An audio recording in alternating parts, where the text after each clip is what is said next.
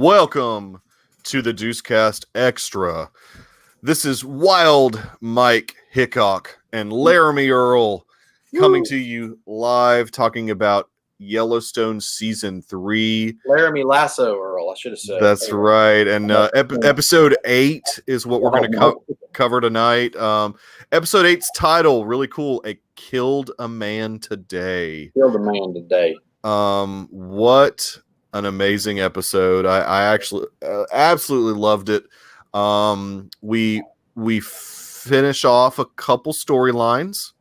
Well, at least one, the storyline with Monica kind of wraps up in a really sudden, crazy way. Yeah. Wow. My gosh. And that's kind of really the only one that they tie a bow on. I mean, I think we're kind of done. Do you think it's done, or do you think? I mean, I don't. Could go, but I mean, I don't know. Well, that's right. So this guy's caught and he's done. Yeah. I mean, it's the guy that we assume went after that girl in a couple episodes ago. I think it was that Native American girl. And good gracious, they basically, Monica volunteers herself, and we can go ahead and talk about this storyline because it kind of storyline. Why not? Starts this episode. But Monica kind of, well, I mean, at the end of the episode, a couple episodes ago, Gil Birmingham's character, and I can't ever remember that guy's name. Rainwater. Yeah, Rainwater poses an idea to Monica that he would like her to sort of head up the this abused women type organization. So I think, okay, this is going to be kind of a normal thing, and it's just another organization that's starting up on the reservation that Monica's going to head. And then all of a sudden, like 2 episodes later, we see her sort of getting dressed in sort of like a sexy outfit, and Casey even says something like, "Where are you going in that?" And she was like, "Well, I've got work to do, so I'm going on." And I don't even think she tells him where she's going. Oh, no, she doesn't. She doesn't even tell him that she's going to the reservation. So we see her on the side of the road with like her radiator, broken down, and on the reservation. And I'm not really thinking anything of it at that point. I'm like, oh God, other than like I'm nervous. Because this is like, this is like a similar situation. And so sort of a foreboding thing, a really cool shot of this younger Native American girl sort of driving by her, looking at her. They just kind of looked at her. Yeah, I didn't really know what to think about that. Sort of creepy. And then this guy pulls up in a work truck, I guess like a gas company or something. Yeah. And I'm thinking, give her a ride to town to get some parts or whatever. Yeah, and she agrees. And it ends up this guy has nefarious things in mind. This is the guy. We assume this is the guy, unless it's a situation where there's multiple men, because he sort of. I think this is the one guy. Yeah, I think that we're supposed to assume that this is the guy, so that they go off onto the side road. And he's using the, hey, we'll go to higher ground so you can use your cell phone. Yeah. And really, it just escalates quickly. He starts chasing her down. I assume that the idea he has is probably to unfortunately rape her. But good grief. So Rainwater's right-hand man, we sniped him. He snipes him, man. That a headshot that you would only see like on Splinter Cell. I mean, it was bait, basically. I think they were following her from the hills. They had to have been, and this was a plan all along, and she volunteered to use herself as bait, basically. And good grief, I mean that was an intense. That whole sequence was super intense, and we find out that. I wonder if she had a tracker on her or something. Maybe there was something. They never. I don't know. Taking it off of her, but they never really showed anything like that. And good grief, I mean, we get to that part, and they're just finding body after body out there, which is this guy's done it before. This guy's done it a lot, because they're using the whistle technique, like they did when they were searching for that other girl to just indicate, hey, we found a body, we found a body, and it was just horrific. And Rainwater's like, you made a difference today. I mean, But dude, she had the guy's blood all over. It was like, it was horrific. I mean, she had the guy's blood all over her, and I mean, he just did a headshot and just really, really rough scene. And then she mentions not telling Casey or maybe keeping a secret, and Rainwater's like, well, did he tell you what he's been up to? And she sees the newspaper article that shows he had to take a guy out, and it's just like he says later in the episode, it's just a lifestyle that he can't seem to get out of, the kill or be killed lifestyle, basically, where he is having to pull that trigger much more often. Right. He didn't tell her about that whole scenario where they shoot out at the trailer at the end of last episode. Yeah, and I mean, he's trying to protect her in a way, but also, I mean, it's tough. I mean, when you're in that particular type of job, he doesn't want to bring some of that home, and he doesn't tell her, and so they have sort of this track record with each other where they're not really telling each other the whole truth all the time. But I think that after these two events, I think they're both going to start being honest with each other about the stuff they're getting themselves into. But I like Casey in this whole episode. Casey's great. He's kind of the white hat. He's kind of the good guy. Yeah, he had a lot of good stuff to do. One of the other interesting storylines is that we can continue to see John Dutton sort of in, as Monica said, in retirement mode in a way, where he's just, hanging out with Tate a lot, taking him to different things, fishing, all that type of stuff. Well, the big thing we saw this time is they went to that where they do the horse. Right. They were looking for a guy, weren't they? Weren't they looking for both? They were looking for a horse and a rider. I mean, to really get back in that business. Apparently I don't know anything about it, but apparently there's a lot of money to be made. That was crazy, the way that guy could move that horse around at the beginning. Oh man. That was whoa! I've never seen anybody do anything like that. It was really cool. I mean, that's what I love about this show, is you get to see a lot of things that I don't think has really been portrayed in the same manner in movies or on television. So it's like feels very authentic. I obviously don't know that for sure, but all of it feels like really authentic. It doesn't feel like these guys are actors. It feels like these guys are really at this auction and can ride that well. I mean, it doesn't feel like, it feels like Taylor Sheridan's really going. These are legit real guys for authenticity, which is great, which is kind of what you need. I mean, if you're going to do a show like this, you need that authenticity, and Taylor Sheridan's always, I mean, I even think in his movies, he's been as authentic as he can be. And he's just such a great storyteller. I don't know if he wrote the screenplay for this episode, but man, I mean, there was just some really great dialogue just between the different characters in this. I mean, even John and Rip, when they had that moment where John is talking to him about, Mary and Beth, and Rip really just has that honest moment, you basically tells John, why people don't want to talk to you. They're afraid to disappoint you.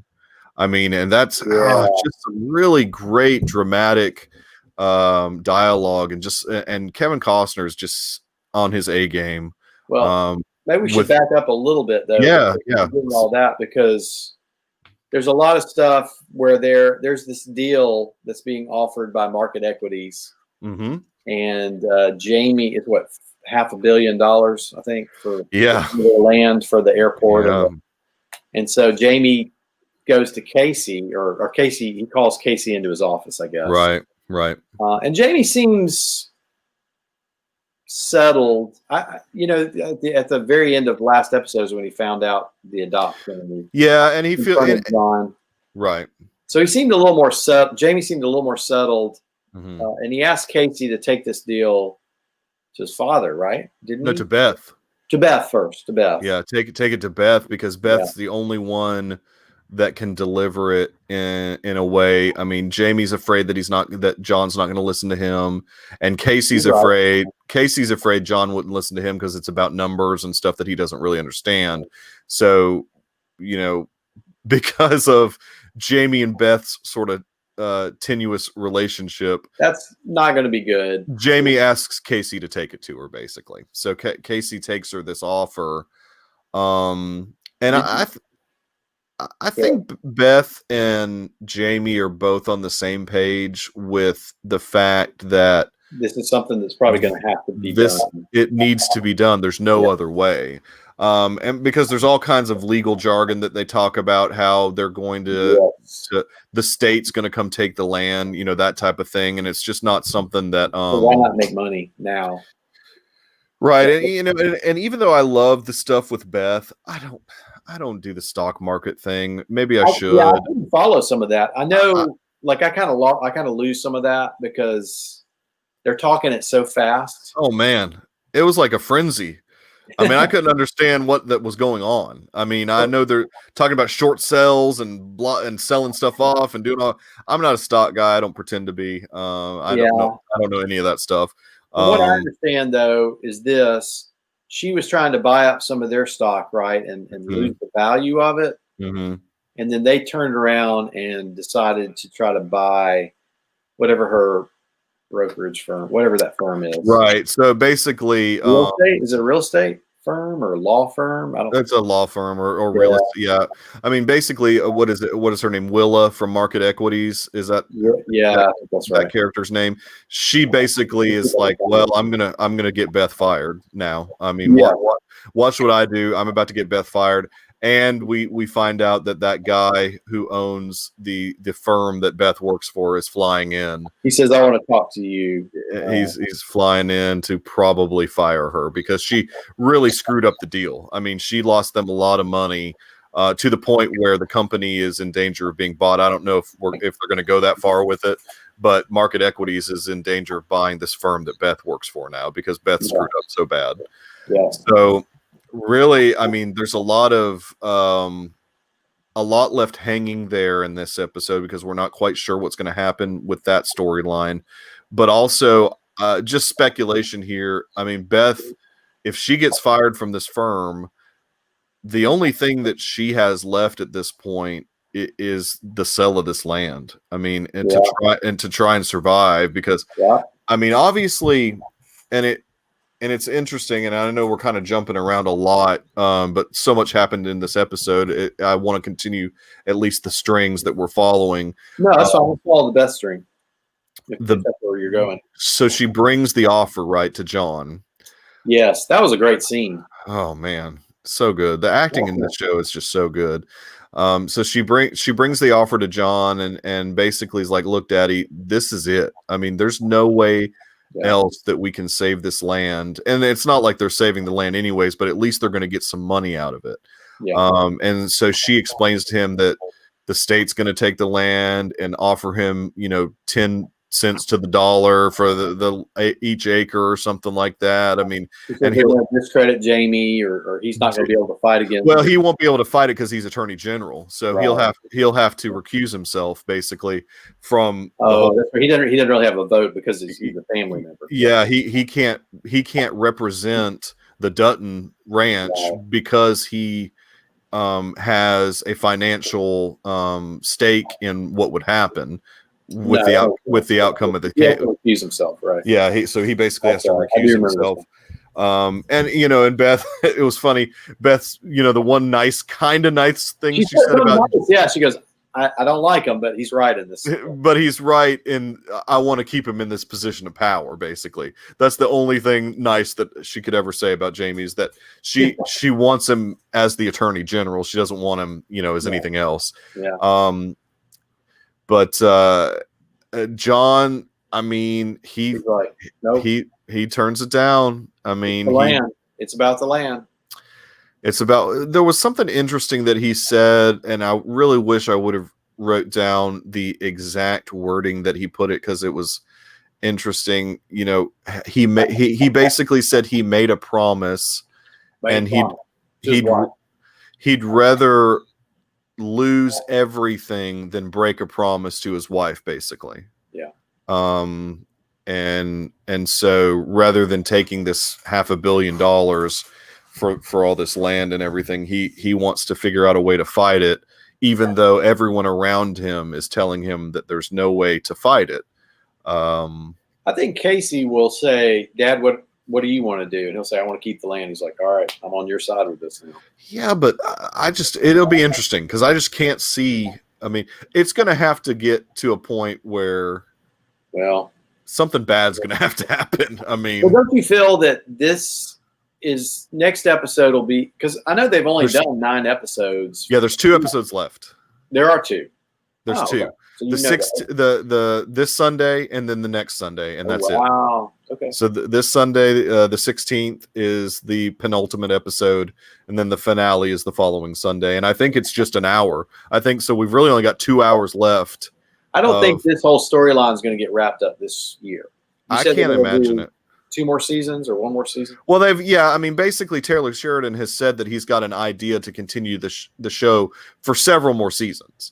So that could be 2, that could be 3. I mean, it just depends. I mean, it's a great show. I love it. I mean, so I hope it keeps going. There was a couple other, things in this episode that happened, obviously, with that other rancher and his son, Wade. So Teeter and Colby were Tater. What were they? They're going to go, baby, let's go skinny dipping. She wanted to go skinny dipping. Yeah. Come over here. I'll take care of you, baby. I don't know, baby. I'll take care of you. She likes Colby, even though Colby doesn't want anything to do with that. Yeah, I don't. Tolby or whatever you want to call it. Keeter, Tolby, however you want to blend their names together. Oh, you're shipping them? Are you shipping them now, Earl? Is that what you're doing? I don't stand for this relationship. You don't stand for that relationship? Okay, I get you. Yeah, so they go out. They're going to go a little skinny dipping in some little creek. And all of a sudden, Wade and his son show up. Yeah. And, man, bad things go down. They horsewhip them and shove them under the water, basically. Yep. And we don't know. Do they make it? We don't know. I mean, that to me would be something very hard to overcome. If you're getting trampled by horses underwater. Yeah, I didn't. And their bodies come up, or they didn't show us anything. They ended that scene with Wade and his son just riding off. I'm worried that they may have. So, I mean, the only reason that I think that they're alive is because Wade says, I want you to give a message to Dutton.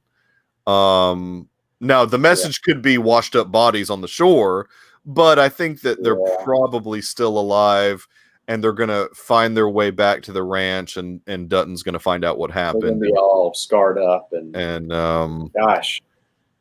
He said the message all right. Yeah, exactly. I mean, it was. Oh, look, where are Jacob and Melissa? Man, I know. Man, it's a rough going. Because I know Garrison, even though he's supporting us, he doesn't even watch the show. So I know we need some. we need them to banter with us a little bit. So here's the one scene I did not understand. Okay. So Rip, John asks. John picks this horse he buys from those horse people. Mm-hmm.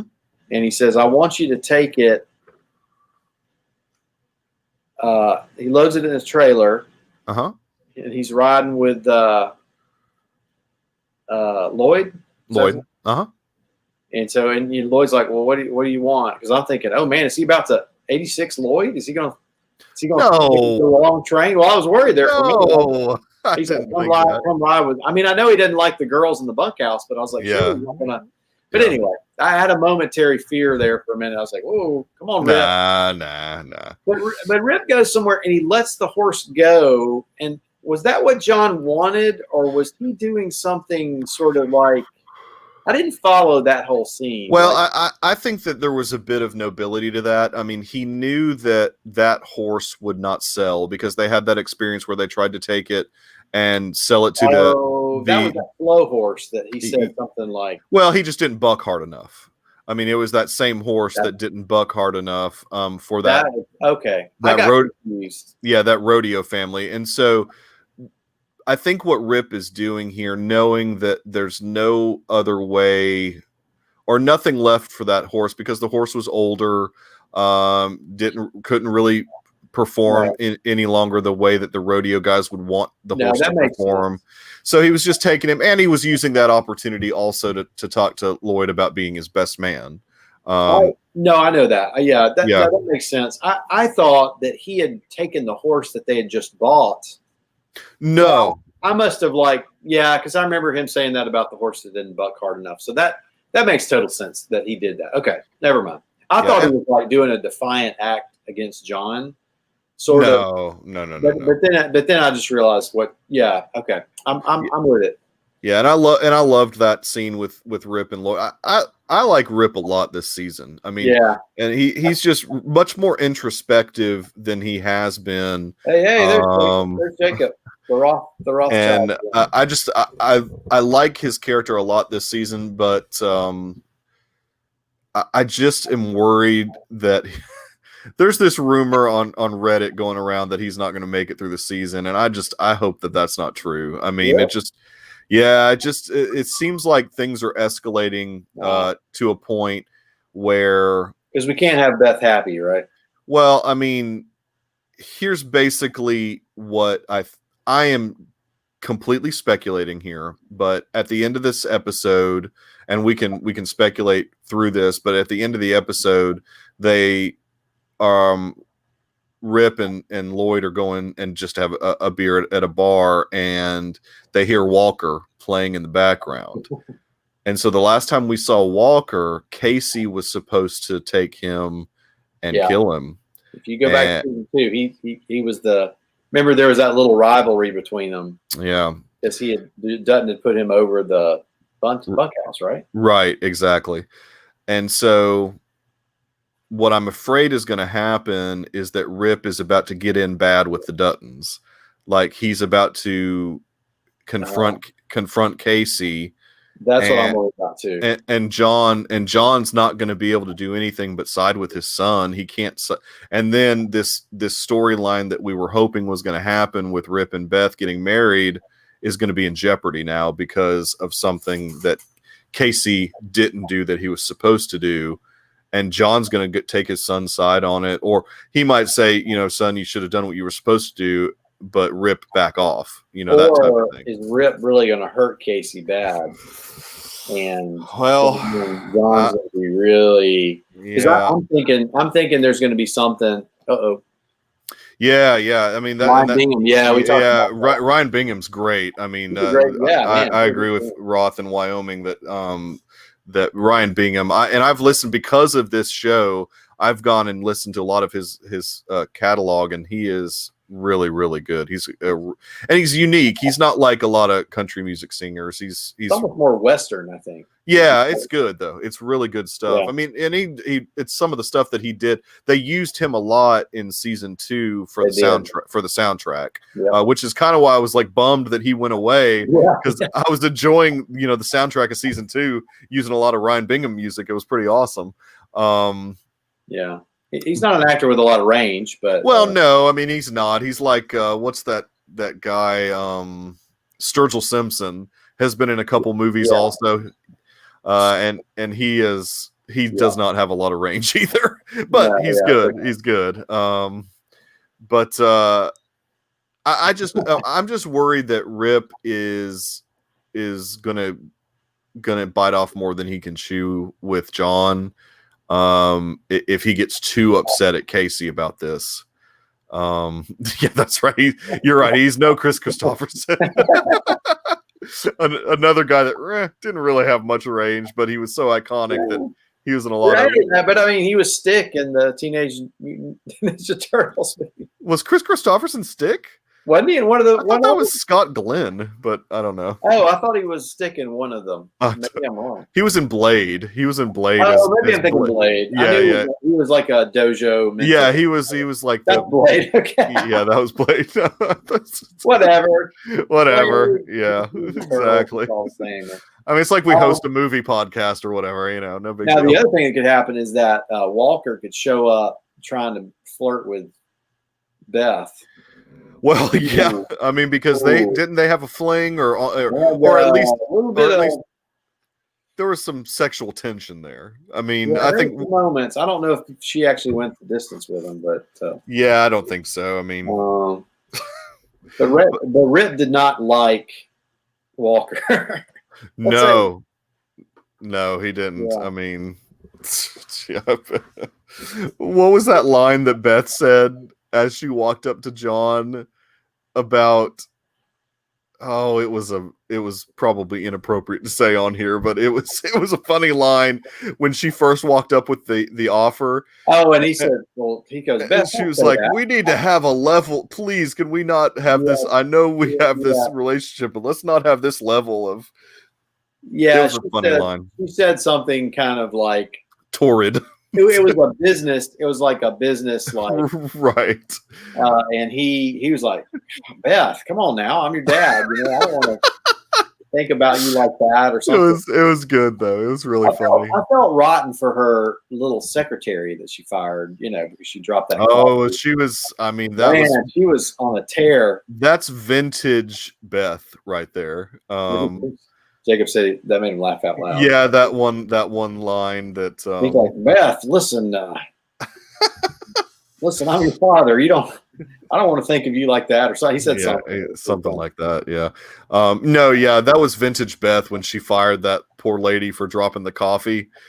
She was in that was basically the point where she was stressed, and that was basically the point where she realized she had screwed the pooch basically, and she'd lost this company, and that she was probably about to get fired by this guy that's coming flying in to fire her basically. How do you think Holloway's going to play into all this? They're not using him much.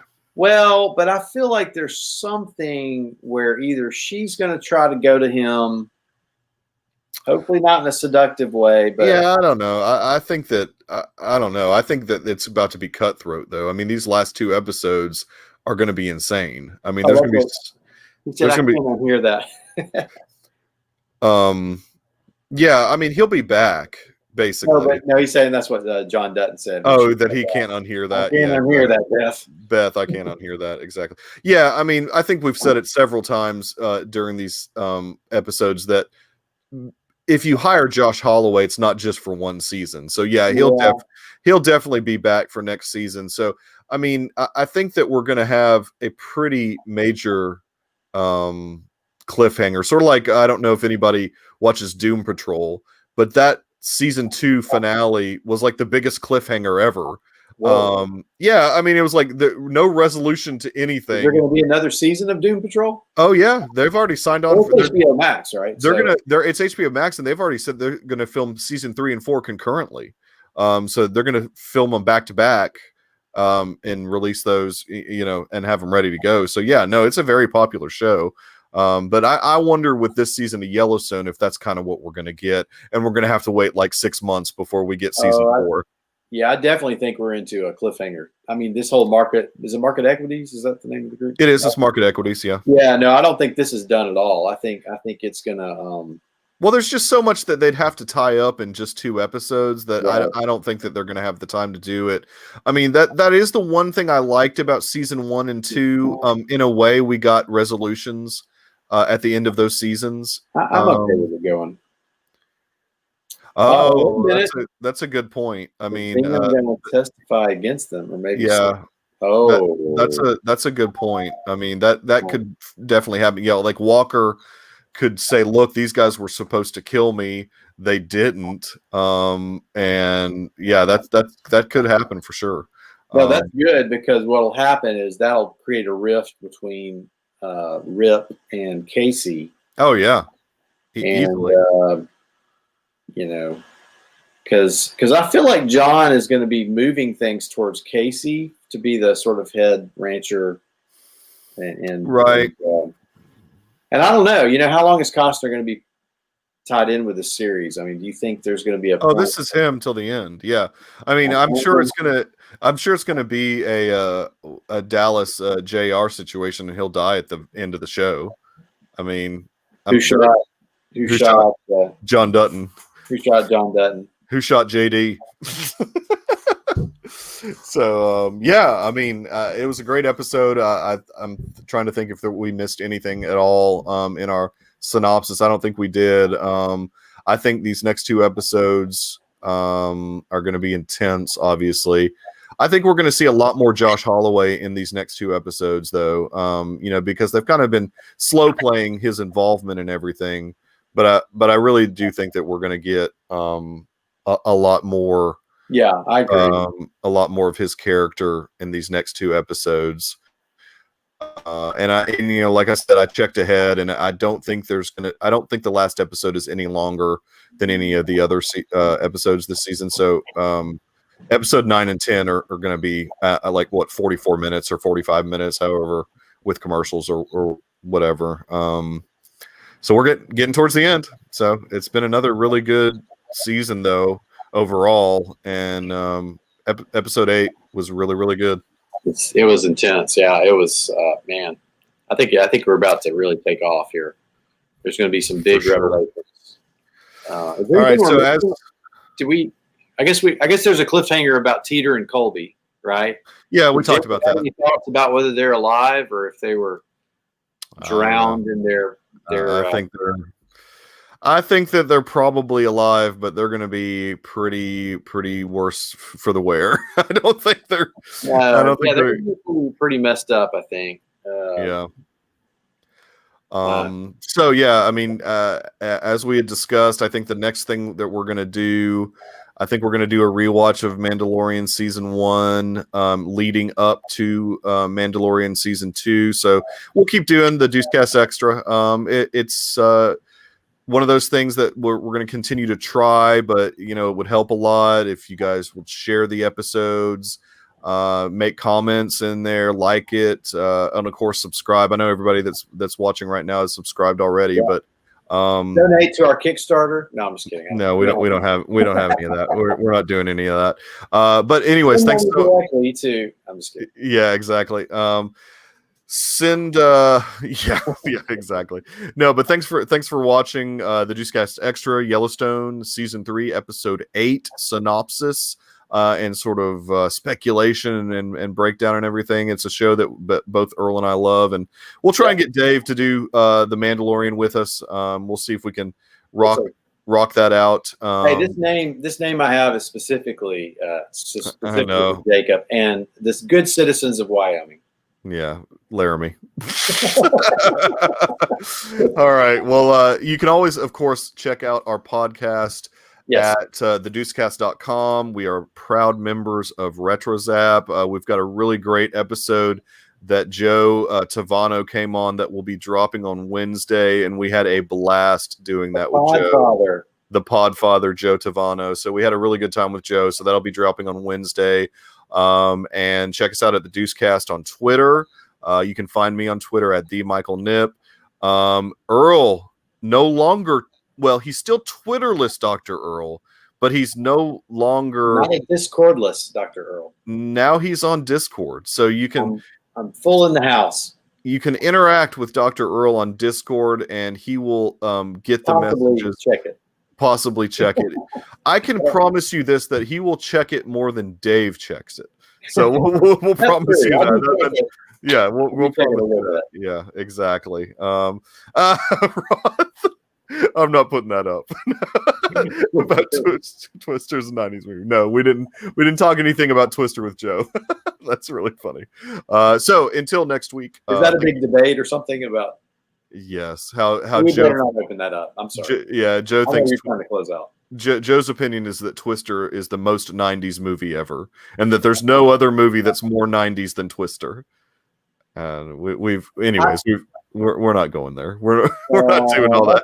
That's probably a discussion for another time. I guess that's a discussion for Discord if you really want to continue that madness. So thank you for watching the Deucecast Extra, and thanks, guys. We will see you next week.